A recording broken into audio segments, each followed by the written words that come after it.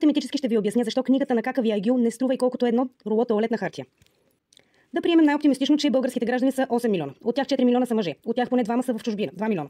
Остават ни 2 милиона чист материал. Поне 50%. Да приемем, че мъжете, които биха имали интерес за любовни взаимоотношения, са между 20 и 65 годишни. Има формула как да правим сегментация на таргет груп. При 8 милиона население, 100 хиляди са един набор, 4 милиона. Махаме жените, 2 милиона, 50%, 1 милион. В България има 1 милион мъже за женене.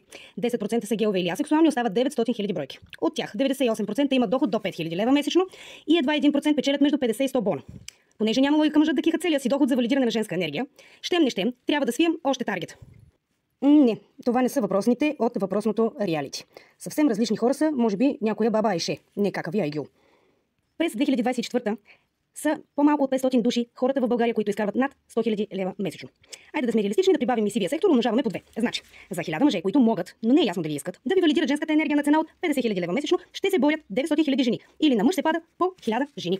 И така, имате шанс 1 на 1000 да станете момиче за милиони. Не коментирам физическата красота, защото авторката на бестселър е доказателство, че такава не е нужна, за да почнеш да продаваш женска енергетика.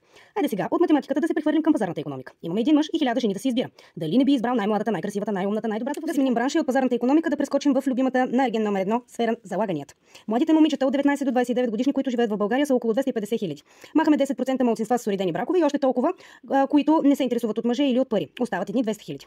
Шансът да се превърнат в една от тези жени със собствен доход над 50 хиляди месечно е съответно 200 хиляди на 1000 или 200 към 1. Доста по-реалистично от 1000 към 1.